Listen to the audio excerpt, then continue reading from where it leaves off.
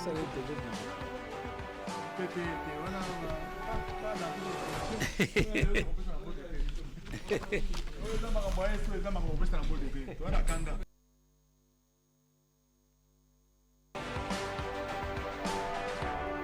Monsieur, merci de l'attention que vous accordez à notre émission. Ces questions d'actualité sur la radio-télévision nationale congolaise. Comme toujours, nous abordons les questions qui préoccupent les Congolais. Comment trouver des solutions. Chaque intelligence, où qu'elle se trouve au pays comme à l'extérieur, nous recourons à celle-là pour qu'elle nous permette d'avoir quelques idées sur ce qu'il faille faire pour que la République retrouve la paix et surtout son influence dans la sous-région et dans le monde. Nous avons été trouver monsieur Jean-Baptiste Bokoto qui est avec nous ce soir. Bonsoir monsieur Jean-Baptiste. Bonjour monsieur. Il est donc administrateur d'un think tank à Bruxelles.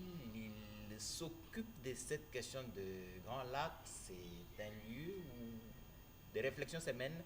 Il va lui-même étoffer cette présentation qui est tout à fait sommaire.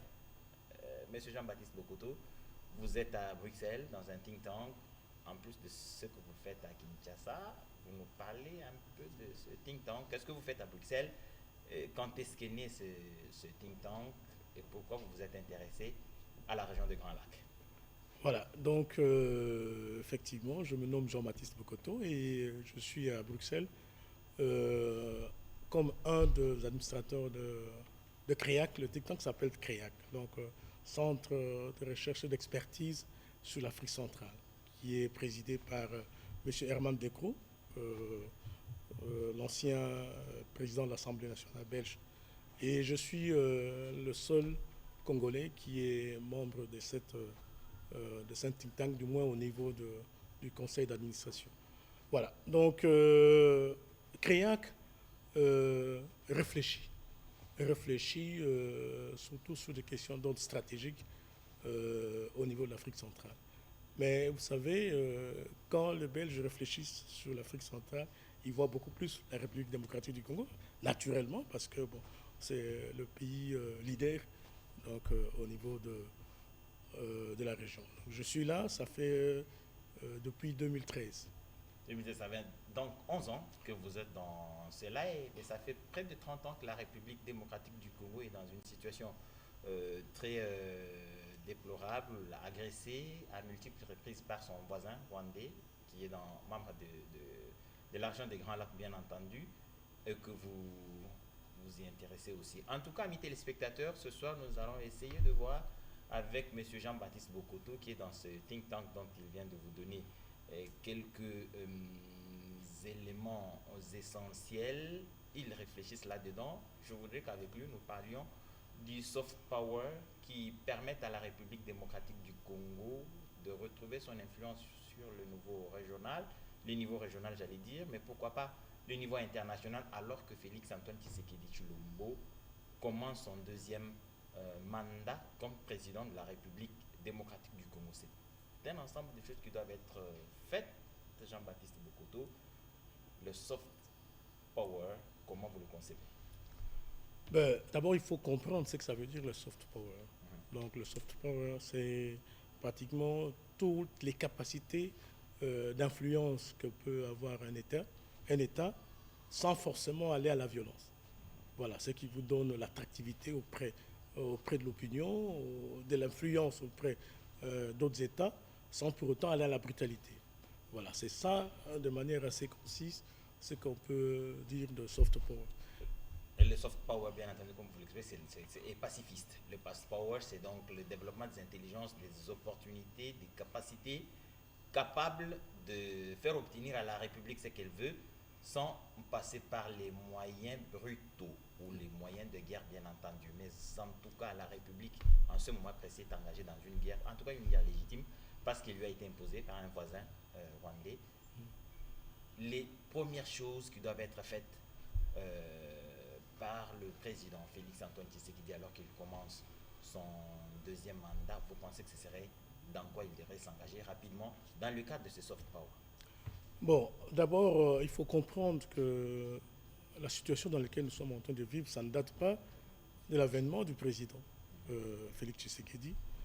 Ce sont des contingences, des contraintes que le président a trouvées qui étaient déjà existantes. Donc ce sont des problèmes qui ont commencé depuis même pratiquement vers la fin du règne du président Mobutu. Mais eux, ils avaient eu le temps d'étudier tous ces éléments-là. En fait, quand je parle d'eux, je parle de ceux qui nous agressent. Donc, le Rwanda notamment, mais pas que le Rwanda. Ça, il faut toujours qu'on le sache. Voilà, donc ce sont tous ces éléments-là liés à la recherche d'un nouvel équilibre au niveau de la région.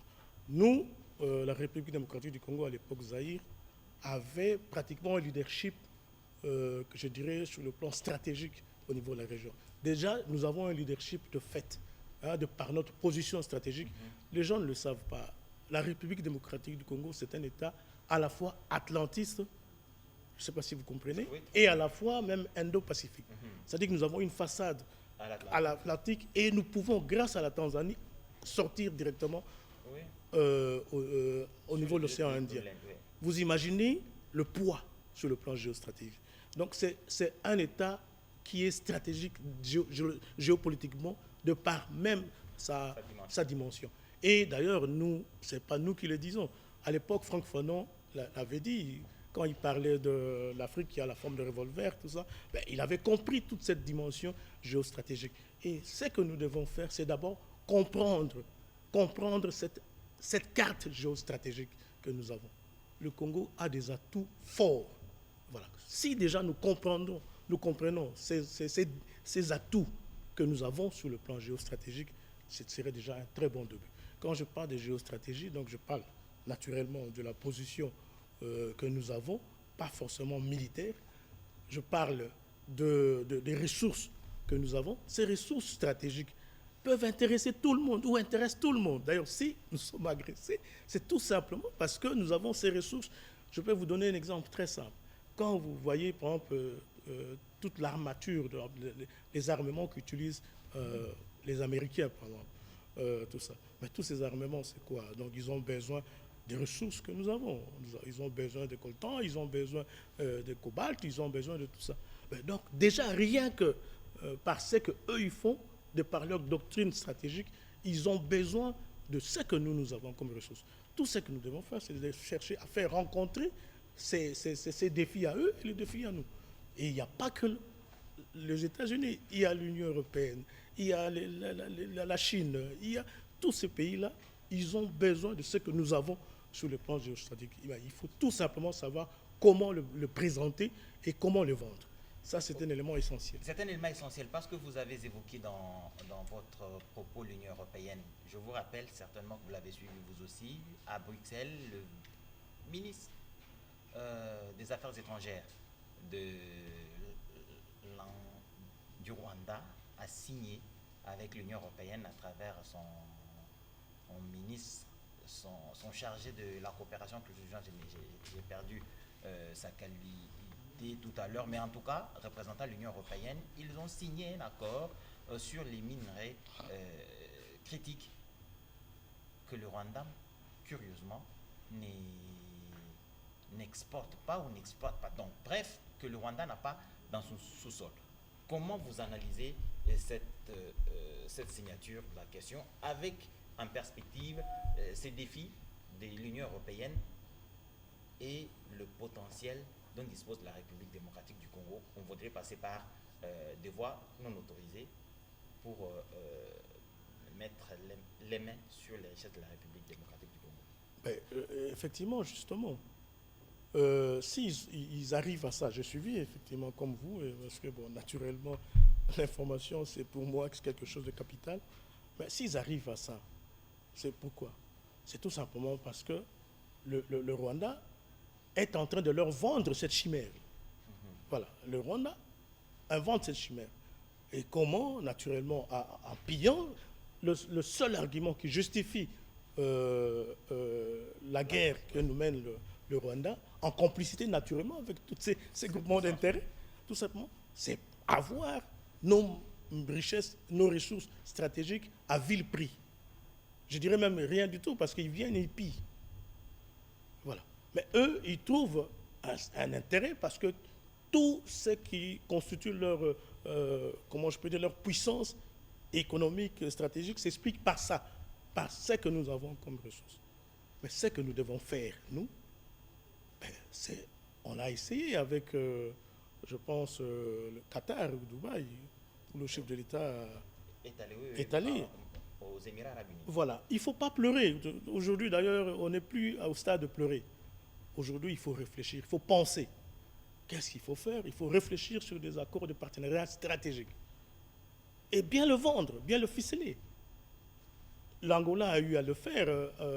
Ce qui a occasionné la disparition de Savimbi, c'était cet accord stratégique que l'Angola avait signé avec les Américains. Je crois que vous saviez le rôle. Voilà. Donc, le problème chez nous, c'est chercher à aller vers ces gens-là et de conclure avec eux des accords de partenariat stratégique. Quand on parle des accords de partenariat stratégique, ça a à la fois des dimensions d'ordre sécuritaire et à la fois des dimensions d'ordre économique. Voilà. Mais savoir bien le vendre, savoir bien le ficeler. Déjà, quand vous arrivez à ça, il n'y a pas que les États-Unis. Quand je vous parle de l'Union européenne, naturellement, tout ça, je parle de la Chine, je parle de tous les pays, d'Angola, même nos voisins, l'Afrique du Sud, tout ça.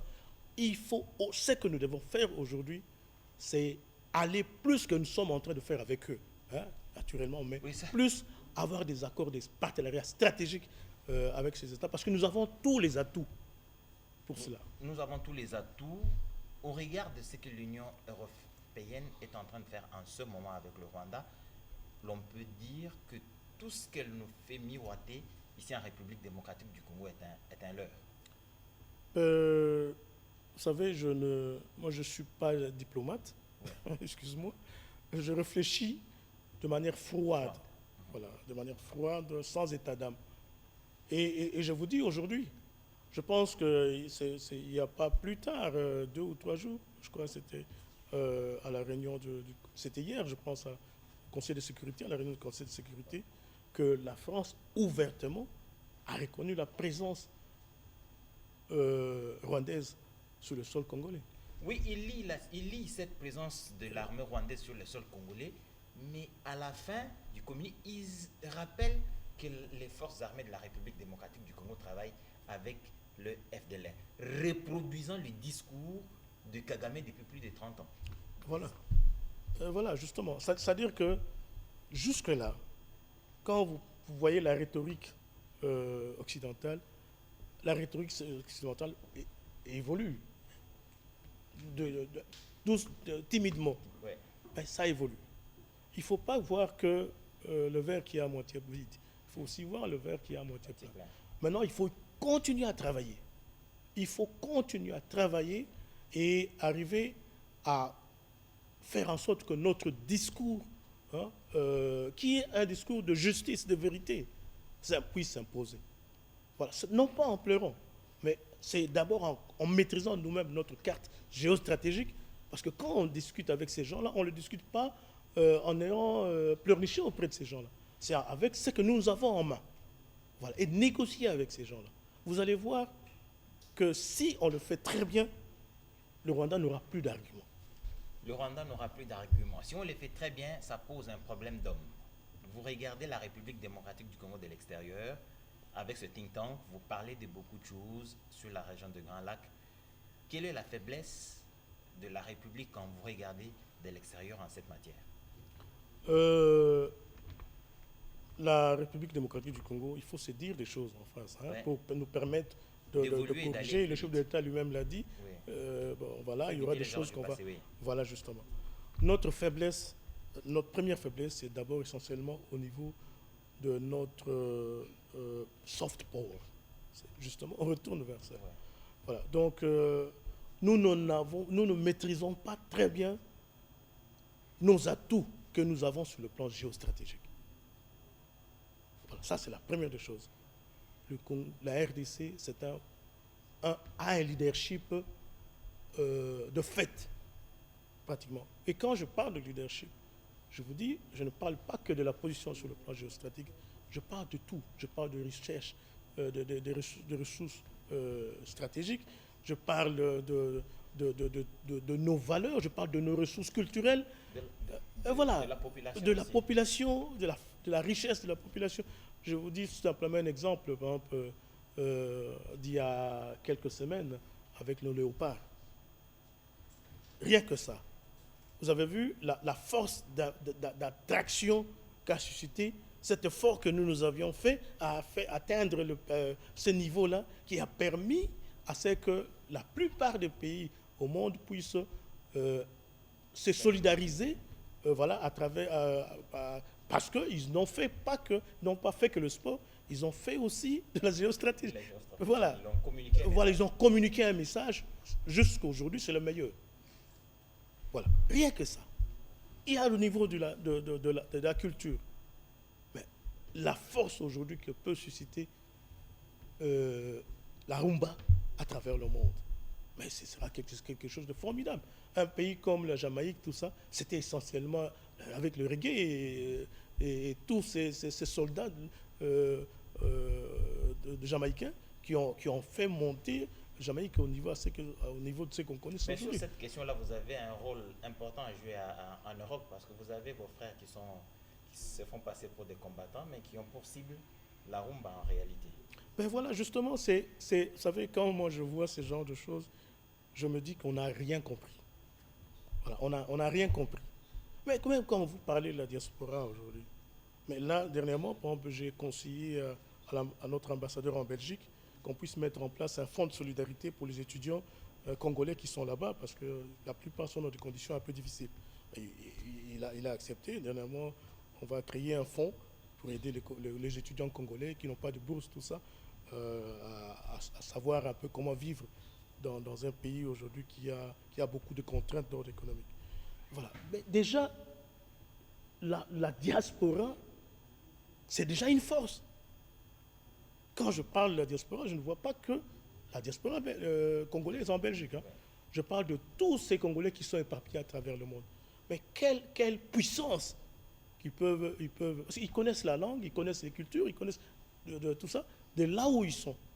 Donc aujourd'hui, si nous avons un message à faire véhiculer, mais ce serait intéressant qu'on le fasse à travers tous ces gens-là. Il y a même parfois des binationaux, tout ça, qu'on peut utiliser. Mais c'est juste un problème d'organisation. Voilà, c'est juste un problème d'organisation. Donc notre faiblesse, c'est à ce niveau-là. Il faut un grand travail qui se fasse au niveau des atouts stratégiques que nous avons. Les ressources humaines, c'est le cerveau. Il y a des pays qui n'ont rien si ce n'est le cerveau. Il y a des pays qui ont des richesses comme le nôtre, c'est un atout. Il y a des pays qui ont des dons que Dieu a donnés, comme le bassin du Congo, par exemple. C'est un atout. Voilà. Quand on parle de pays solides, tous ces éléments-là. Mais le problème, c'est de comprendre ça, de le prioriser et de bien s'organiser autour de ça. Moi, je pense que le plus grand problème aujourd'hui chez nous, c'est mettre un peu, excuse-moi, la politique politicienne de côté. Ce qui est essentiel aujourd'hui, c'est cette dimension stratégique aujourd'hui. Et cette dimension stratégique, elle n'est pas que politique. Elle est d'abord avant tout technique et je dirais même existentielle. Si elle est existentielle parce que la République démocratique du Congo est bien en danger, justement, dans son format actuel, mais est-ce que la diaspora comprend-elle ces enjeux, ces défis auxquels la République est confrontée? Est-ce qu'il y a des canaux qui permettent aux Congolais de l'étranger, aux Congolais de la diaspora, les binationaux comme vous les avez appelés pour certains, est-ce qu'il existe un canal pour leur permettre de s'exprimer? Quand je dis de leur permettre de s'exprimer, c'est-à-dire véhiculer les idées. Vous êtes à Bruxelles, vous réfléchissez, mais il y a forcément d'autres Congolais ailleurs, dans d'autres think tanks ou dans d'autres milieux, qui réfléchissent justement sur la République. Mais est-ce qu'il y a des canaux qui permettent d'échanger des idées, de véhiculer des options qui peuvent permettre à la République de s'en sortir si ce canal arrive jusqu'à la décision au niveau de la République? On n'en a pas beaucoup. Voilà, on n'en a pas beaucoup. En tout cas, les seuls canaux que nous avons pour le moment, c'est des réseaux sociaux. C'est les réseaux sociaux parce que c'est là où vous retrouvez pratiquement la plupart des Congolais lambda, tout ça. Mais quand vous allez dans ces réseaux sociaux, qu'est-ce qu'ils discutent autour de ça? Allez même aujourd'hui voir un peu de quoi on parle. Voilà.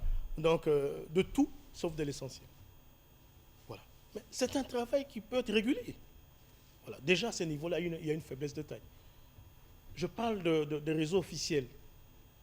Mais ça fait plus de 20 ans que je vis à l'étranger. Je le dis sans le flatter, je l'ai connu à peine quand j'étais avec nos activités que nous faisons. Il voulait me voir, notre ambassadeur. Aujourd'hui, c'est la première fois que je vois un ambassadeur qui fait un effort de communiquer avec les compatriotes. Voilà. Et que je vois que l'ambassade devient notre maison du peuple. Voilà, il reçoit des étudiants, il reçoit des notables, tout ça, c'est de cette manière qu'on nous appelle. Mais il reçoit des travailleurs, il reçoit des indépendants. C'est comme ça que les choses doivent se passer, pour leur faire passer le message, pour leur communiquer. Hein. En fait, c'est cela notre rôle. Hein. Si nous sommes à l'extérieur, nous connaissons moi, je vous ai expliqué ce que je suis en train de faire. Donc, je suis directement en contact avec presque tous les réseaux de décideurs belges, pour le moment, via ces canaux. Donc, mais pour que je sois en mesure de bien communiquer sur mon pays et sur ce que nous attendons, mais il faut que je sois en contact tout le temps avec les officiels. Déjà, à l'ambassadeur, c'est tout un problème. Maintenant, oui, il y a cet effort. Mais même quand je suis ici, combien de décideurs qui me ouvrent la porte pour ne fût-ce qu'attendre, écouter ce que je peux leur dire. Si ce n'est peut-être vous, à travers les réseaux d'information comme les nôtres. Voilà, donc il faut un grand travail qui doit se faire en amont. Voilà, en amont, pour permettre à ce qu'on puisse exploiter tous ces réseaux, tous ces atouts que nous avons, mais qui est encore un travail qui ne se fait pas encore très bien. Je crois que les ambassadeurs qui nous suivent dans cette émission, en tout cas, vont prendre l'exemple de l'ambassadeur de Bruxelles. Je crois que c'est aussi le même exemple qui doit être suivi en Afrique du Sud. Donc, il faut suivre l'exemple de l'Afrique du Sud parce que l'ambassadeur qui y est nous a pratiquement nous a dit exactement la même chose. Il a ouvert l'ambassade aux Congolais qui sont sur place pour recevoir les idées, discuter avec les Congolais qui sont là-bas et par eux, peut-être que la solution ou l'information la bonne pour sortir le pays du bourbier peut arriver. Alors, on parle de ce soft power qui doit être bien compris et mis en place pour que la République retrouve sa place sur l'échiquier international. Les efforts sont fournis par le président de la République. Tous devons l'accompagner en cela, mais ce soft power exige aussi qu'à l'interne, il y ait des choses qui s'effacent. En termes de capacitation de Congolais, ça impose plusieurs choses. Je ne vais pas les énumérer ici, mais en tout cas, de votre égard, je voudrais bien que vous puissiez vous énumérer ces choses selon votre impression et votre regard depuis l'extérieur. Qu'est-ce que vous pensez qu'ici à l'intérieur de la République démocratique du Congo, qu'est-ce qu'il faut faire ici à l'intérieur pour booster justement ce soft power? Ça, je le dis, comme ça me vient à l'idée. À l'époque, je crois, du temps de Mobutu, il y avait ce qu'on appelait le SPE. C'est-à-dire que ça s'appelle Service présidentiel d'études. C'était dirigé à l'époque par le professeur Malou. Si j'ai encore de bons souvenirs. C'était pratiquement le think tank officiel congolais.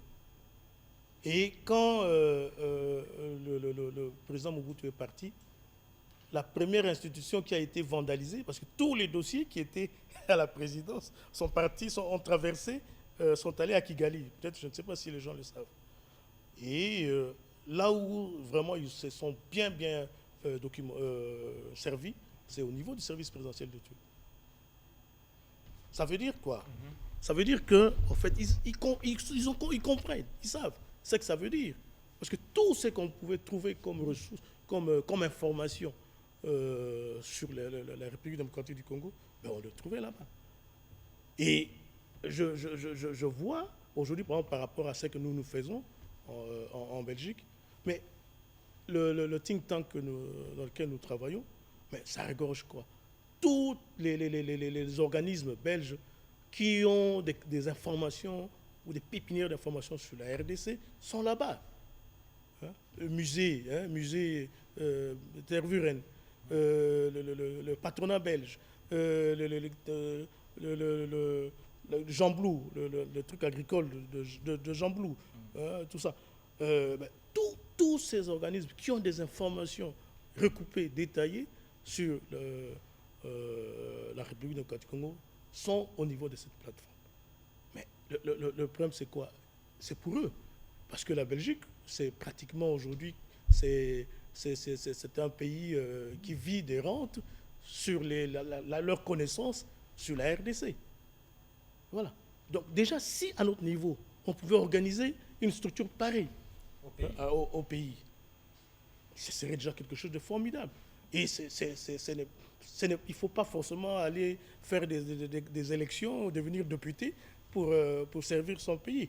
Il y a des gens qui ont cette capacité-là de réfléchir pour la mise en place d'une structure pareille sans argent. Moi, je le ferai pour mon pays.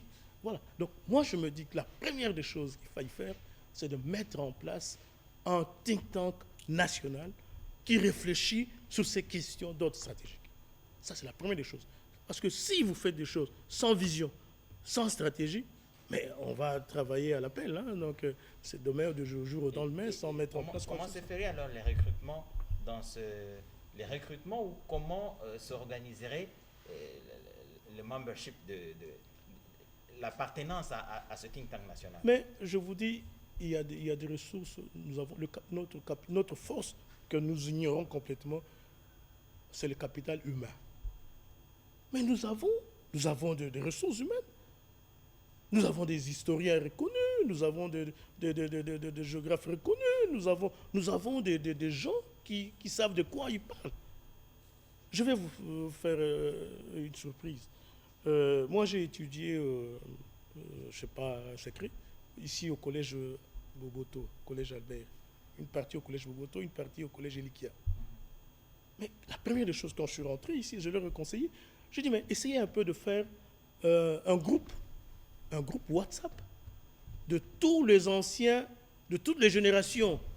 Parce qu'il n'y a pas que nous, voilà, de tous ceux qui nous ont précédés, tous ceux qui continuent, et qui sont partout à travers le monde.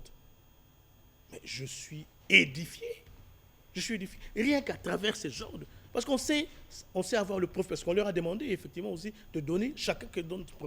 Rien que consulter des genres de profils pareils, on peut trouver tout ce qu'on peut trouver.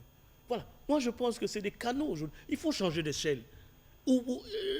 Sortons un peu de cette logique des rituels politiques, tout ça. Je ne suis pas contre. Hein, mais c'est un point de vue. Voilà, c'est mon point de vue, je le dis. Sortons un peu de ces cirques-là. Hein? Il n'y a pas que les politiques aujourd'hui pour faire gouverner. Vous savez, il y a des pays, moi je me rappelle encore en Belgique, il y a eu un moment où il n'y avait pas de gouvernement pendant une année. Et tu sais qui ont gouverné? Ben, c'est l'administration. C'est le secrétaire général, tout ça. Et voilà. Mais aujourd'hui, on peut le faire. Il y a eu un moment chez nous aussi. Donc, ça dit que aujourd'hui, il faut privilégier l'administration, privilégier la technocratie. Parce que c'est la technocratie qui est humiliable, qui est stable. Nous, on n'a pas forcément envie d'être politique. Donc, mais on peut servir le pays autrement. Voilà, donc il y a moyen. Hein, il y a moyen sans pour autant avoir que des agendas d'autres politiques. Le chef de l'État, c'est quelqu'un de visionnaire, il sait voir, il suit souvent ce genre de missions, il va comprendre. Sortons un peu de cette carcan de politiciens et changer d'échelle et recruter à travers ce genre de critériums, comme je l'ai dit, tout ça, on va en trouver et mettre en place une structure de taille sur le plan stratégique. Une structure de taille au niveau stratégique, vous pensez que cette structure institutionnalisée en termes par le pouvoir public ou bien qui aurait un caractère beaucoup plus autonome ou indépendant? Comment vous concevez ce genre de structure? Ça dépend. Ça dépend. Nous, le CREAC, c'est un think tank. C'est le think tank spécialisé sur le Grand Lac. Ouais. Mais on vit de quoi? On vit de subsides de la loterie nationale, tout ça. Par exemple, il y a d'autres structures qui le financent. Mais elle sert le pays, elle sert la Belgique. Donc, moi, ce n'est pas ça qui importe. Donc, on peut mettre en place une structure qui soit indépendante, mais encore faut-il trouver des moyens pour la faire fonctionner ou le mettre sous le coupole institutionnel. Ça ne dérangera pas. Mais l'essentiel, c'est que ça soit fonctionnel et opérationnel. Et il est grand temps. Il est grand temps, mais au regard des défis, au regard des problèmes, vous concevez un think tank général ou des think tanks spécialisés? C'est une très bonne question. Moi, je pense que dans un premier temps, il faut que ce soit généraliste. Dans un premier temps, c'est pour des raisons du temps et d'autres contraintes, tout ça. Mais avec le temps, on peut le sectariser. Mais dans un premier temps, créons quelque chose de généraliste, qui puisse permettre à ce qu'on puisse ramasser des informations de partout et de tous les secteurs. Ce serait déjà quelque chose de formidable. Si à la longue, naturellement, compte tenu de la spécialisation de certaines matières, tout ça, arriver à les sectoriser, il n'y aura pas de problème. Mais dans un premier temps, moi je pense que ce serait quelque chose d'intéressant si c'est global dans un premier temps. Global dans un premier temps. Les think tanks, c'est des groupements, en tout cas d'essence américaine ou d'origine américaine. Ces think tanks, en tout cas, participent beaucoup à l'influence de la politique américaine, extérieure ou intérieure. Il y a possibilité de le faire en République démocratique du Congo. Mais quelle serait la part de nos universités? Voilà. Les universités auront un rôle énorme à jouer dans ce genre de think tank. Je vous dis déjà, par exemple, au CREAC, pratiquement toutes les universités belges sont dans ce think tank. Donc les universités et les centres de recherche. Voilà, les centres de recherche ont un élément capital à jouer dans ce genre de think tank parce que c'est les laboratoires d'idées par excellence. Voilà. Je vais vous donner un exemple simple. Par exemple, il y a un pays, je ne citerai pas les noms, qui est africain, qui fabrique aujourd'hui des drones artisanaux. C'est des drones. Mais c'est ceux qui ont conçu ça, ce sont des étudiants d'université. Et ces drones aujourd'hui, ça sert pour le pays. Voilà. Mais ça a été conçu au niveau des étudiants. Mais comme ils ont une structure qui réfléchit, ils ont trouvé que c'était une invention existentielle pour ce pays et ils en ont besoin. Ben voilà, ils ont cherché à avoir des moyens pour financer cette start-up qui est à la base de ça. Et aujourd'hui, ces drones sont opérationnels, des drones artisanaux. Des drones artisanaux. Est-ce que vous avez eu l'information de ce qui s'est passé au pays il y a, je crois l'année dernière, les inventions congolaises, les idées exceptionnelles des Congolais qui ont été mises en valeur par le ministre de la Recherche scientifique. Le président de la République est personnellement venu, c'était au Palais du Peuple. Pendant près de 3 jours, il y a eu ces présentations. Vous avez suivi? J'ai suivi et c'est extrêmement très intéressant et c'est des idées comme ça.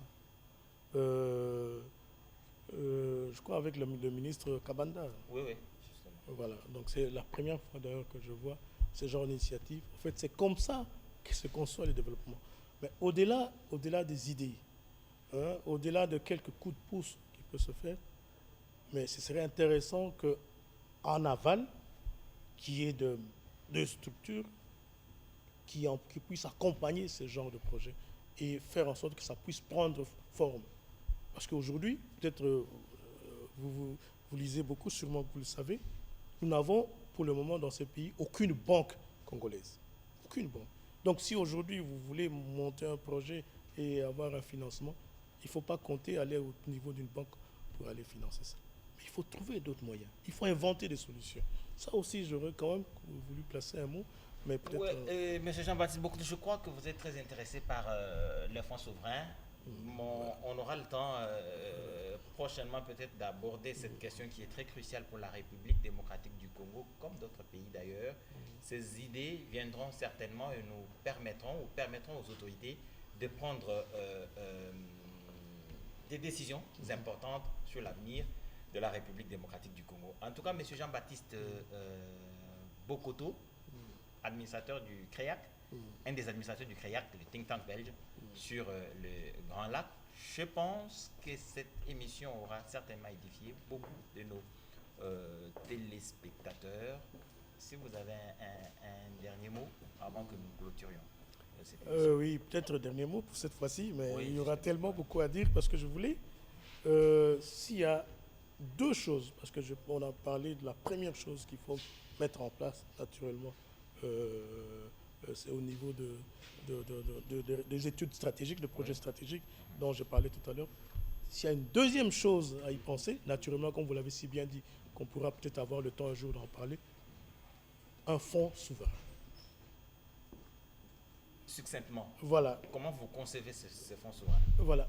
C'est-à-dire qu'aujourd'hui, c'est vrai, il y a quelques petits efforts timides qui sont en train d'être faits pour financer tout ça, des petits projets d'amorçage, tout ça. Mais si nous voulons vraiment développer ce pays et aider le chef de l'État, alors vraiment aider, pas simplement dire non mais voilà, je l'ai soutenu, non mais il faut l'aider concrètement, c'est en cherchant par tous les moyens à mettre en place ces fonds souverains. Le fonds souverain, ça se finance sans budget de l'État. C'est-à-dire que c'est des fonds innovants. Il faut réfléchir comment est-ce qu'on peut trouver des fonds au-delà du budget de l'État. Voilà. Et aujourd'hui, beaucoup de pays, même que le Rwanda qui nous dérange, ils ont un fonds souverain. Voilà. Donc, il faut réfléchir sur la mise en place d'un fonds qui serait né de notre contexte, hein, tout ça, avec des sources de financement qui ne seraient pas forcément budgétaires, tout ça, mais qui aideraient à financer des projets que les Occidentaux ne le feraient jamais parce qu'ils vont voir que c'est ça qui va aider ces gens à décoller. Donc, ces genres de projets, ils ne les soutiendront jamais. Mais un fonds souverain sera en mesure de le faire tout simplement parce qu'ils savent que ce sont des projets phares qui vont amorcer le développement. Et c'est nous-mêmes qui devons prendre en main ce pouvoir de notre destin. Non pas laisser aux autres réfléchir avec la Banque mondiale, avec l'Union européenne. Je connais parce que je parle de l'intérieur. Je ne parle pas de l'extérieur. Je ne suis pas un observateur. Je suis quelqu'un d'actif de l'interne. Donc, nous avons des capacités, nous, à réfléchir sur des outils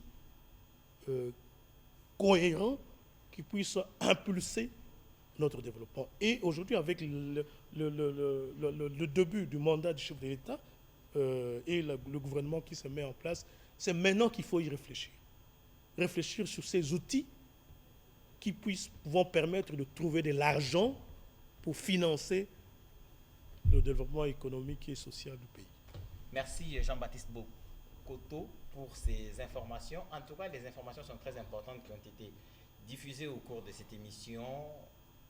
Question d'actualité, c'est cette opportunité justement que nous accordons aux scientifiques, aux intellectuels, aux politiques, pourquoi pas, aux jeunes, aux vieux, mais en tout cas aux citoyens de la République démocratique du Congo qui ont une idée sur ce qui se passe dans la République et qui peuvent apporter une solution aux problèmes de la République. En tout cas, chacun doit apporter sa pierre à l'édifice et cet édifice, c'est le Congo démocratique. Merci de nous avoir suivis et bonne suite des programmes sur la télévision nationale.